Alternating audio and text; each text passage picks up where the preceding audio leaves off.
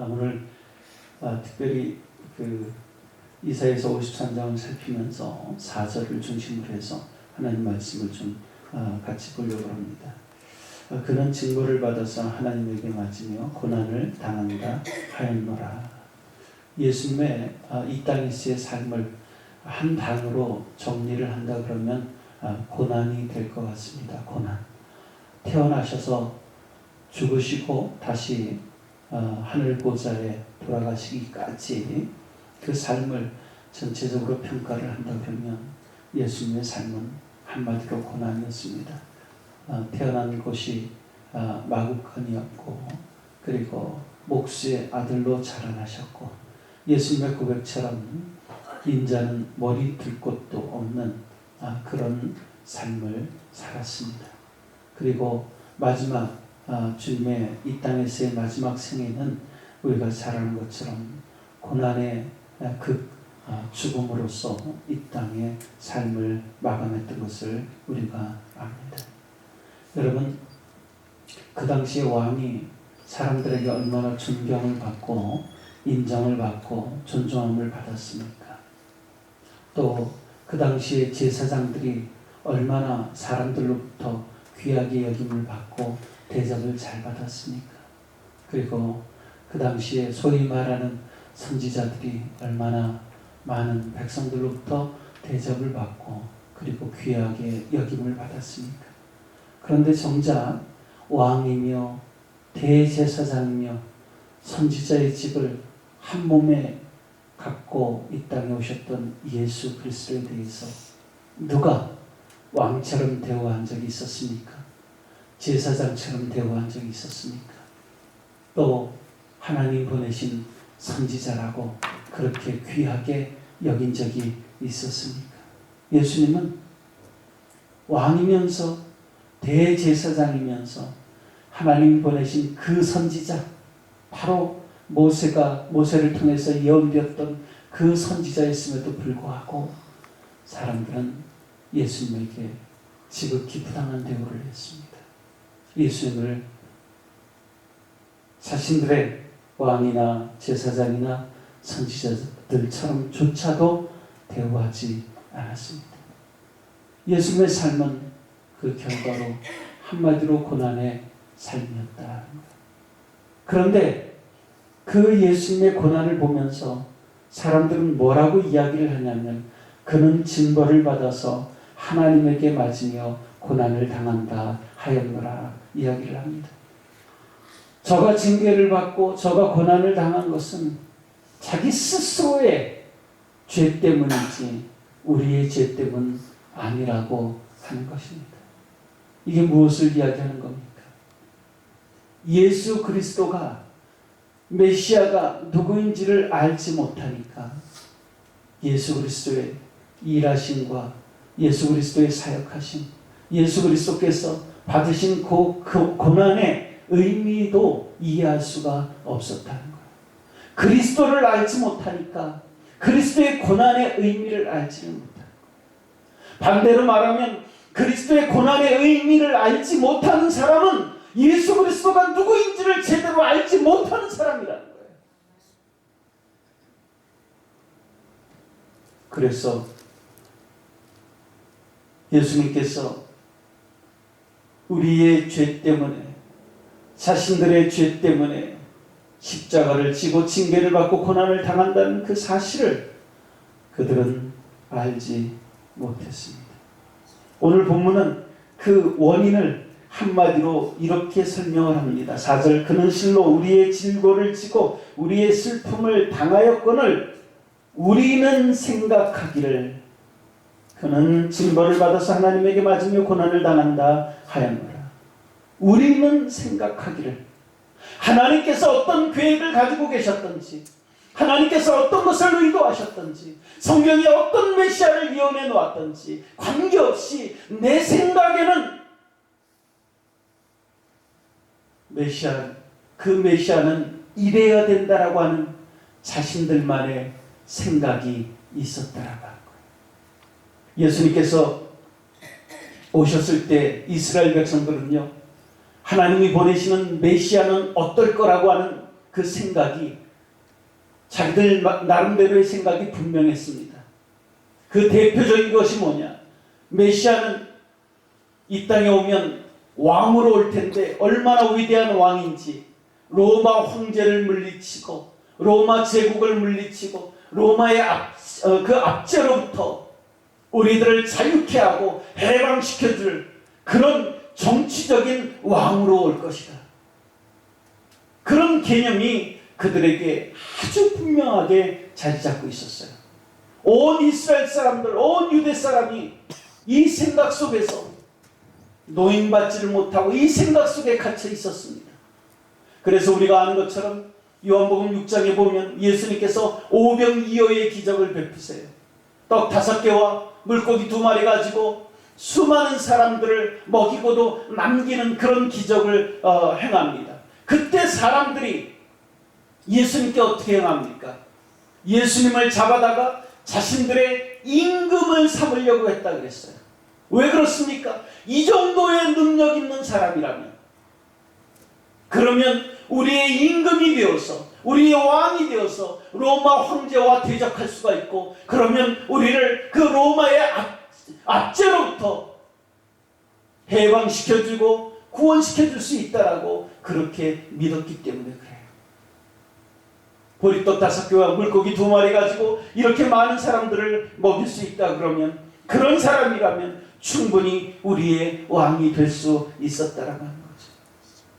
예, 그들의 생각은 하나님의 말씀에 기초한 것이 아니라 그 당시에 시대의 조류에 휩싸이고 있었다라고 하는 거예요. 여러분, 저희들의 믿음은 정말 하나님 말씀에, 영원 불변한 그 말씀에 기초하고 있습니까? 아니면 이 시대의 조류에 휩싸이고 있습니까? 남들 다 그렇게 믿는데, 남들 다 그렇게 행하는데, 남들 다 그렇게 생각하는데, 남들이 우리의 신앙의 기준이 되고 있습니까? 아니면 내 지금 처한 환경이 하나님 말씀보다는 그 환경이 내 생각을 지배하고 내 신앙을 지배하고 내 삶을 지배하고 있지 않습니까?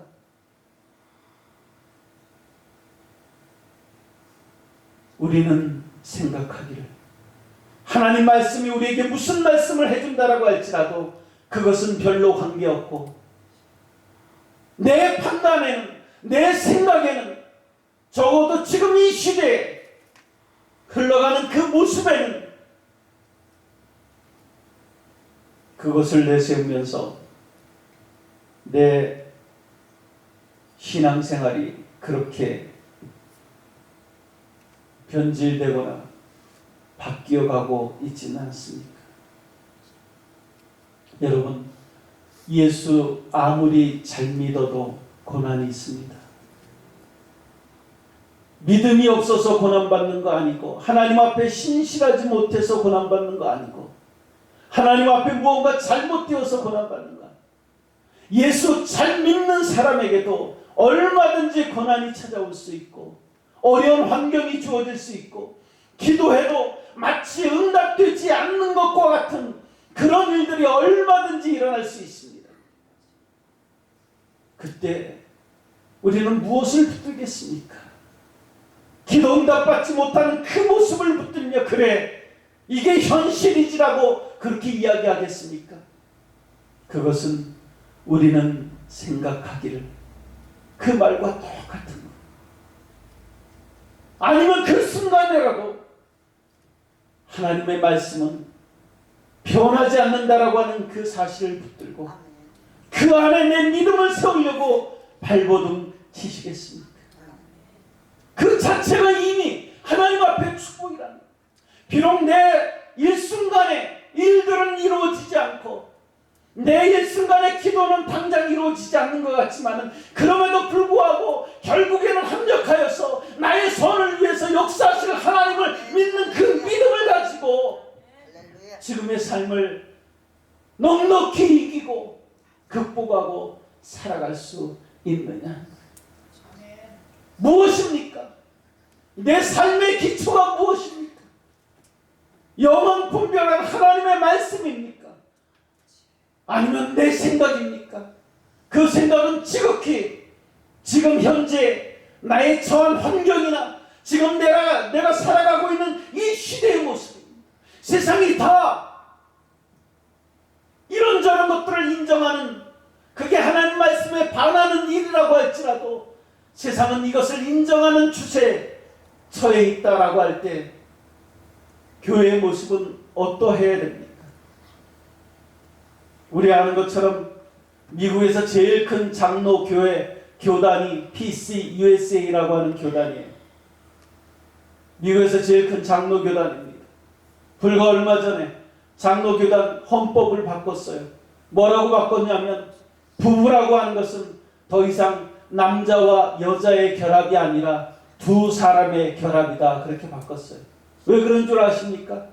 동성연애를 인정하겠다는 거예요. 그래서 지금 그 PCUSA 안에 한국 교회들이 많이 들어가 있어요. 수백 개 됩니다. 그 한국 교회들이 지금 큰일 났어요. 왜요? 한국 사람들은 하나님 말씀 붙들고 살아왔기 때문에 하나님 말씀에 명백하게 죄라고 말씀하는 그 말씀을 아무리 시대가 바뀐다라고 할지라도 타협할 수 없다. 그래서 그렇다고 우리 PCUSA 탈퇴하자. 문제가 생겼습니다. 뭐냐면 그런 교단에 가입할 때 조건이 하나 있어요.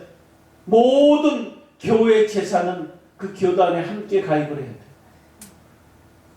한국 교회들이, 성도들이 힘을 합쳐서 기도하면서 땀 흘리면서 예배당을 짓고 성전을 구입하고 해서 그렇게 예배의 처소를 다 훌륭하게 만들어 놓지 않았습니까? 그런데 결국에는 그것을 다 주고 손 탁탁 털고 교인들만 나와야 되는 그런 실정에 놓였어요. 그것 때문에 한국 교회들이 많은 갈등을 느낍니다. 어느 사람들은 우리가 탈퇴할 거 뭐가 있느냐, 이 안에 있으면서 이 안에서 우리가 개혁을 해야 된다, 우리가 힘을 발휘해서 이 썩어가는 교단을 살려야 된다 라고 하는 사람들이 있고, 아니다, 더 이상 우리는 이런 썩은 교단하고는 관련을 지어서는 안 된다, 우리는 나가서 독립해야 된다. 그러다 보니까 그 불똥이 교회 안에 떨어져서 교회가 서로 다툼이 되고 분쟁이 되고 분열이 되기 시작하는 거예요. 아무리 시대의 징조가, 아무리 시대의 모습이 그렇게 흘러간다라고 할지라도 우리의 신앙은 세상의 그 흐름에 맡길 수가 없는 거예요. 우리의 신앙은 영원 불변한 하나님의 말씀에 세워져야 된다라고 합니다. 우리가 어떤 생각이 들고 어떤 모습으로 판단한다라고 할지라도 우리의 판단이 중요한 것이 아니라, 우리의 생각이 중요한 것이 아니라 하나님의 말씀이 중요하다라는 거예요. 이 성경 말씀은 언제나 메시아는 이 땅에 와서 고난받으시고 너희들이 해결할 수 없는 그 죄를 위해서 죽으실 것을 곳곳에 예언을 해놨어요. 아담과 하와가 범죄하자마자 무화과 나뭇잎을 따가지고 자기들의 수치를 가리려고 가렸습니다. 무화과 나뭇잎이 여러분 태양빛에 나갔을 때 얼마나 견디겠습니까? 한 두어 시간 지나면 바짝 말라서 돌돌 말리죠. 아무리 수치를 가리려고 해도 그 수치를 가릴 수 없는 것이에요. 그럴 때 하나님께서 짐승의 가죽으로 그들의 수치를 가려주셨습니다. 물론 짐승의 가죽이라고 영원하진 않겠죠. 그러나 그것을 통해서 하나님께서 말씀하시려고 하는 것이 뭐예요? 너희들의 수치는 너희들 스스로 가릴 수가 없다. 누군가가 대신 가려줘야 된다. 그런데 그 가려주기 위해서는 짐승의 가죽이 나오려고 그러면 짐승 한 마리가 죽어야만 가죽이 나오는 거 아닙니까? 누군가가 너희를 대신해서 죽을 때에, 그럴 때 너희들의 수치가 가려진다. 태초로부터 이미 우리 주님께서는 그것을 말씀 속에서 또 여러 가지 사건 속에서 지금까지 계속해서 담아놓았던 말씀이에요. 그럼에도 불구하고 그 말씀을 의지하기보다는 그 당시의 시대의 조류를 쫓아서 그들이 생각했다라고 하는 것입니다. 그러니까 자기들의 기도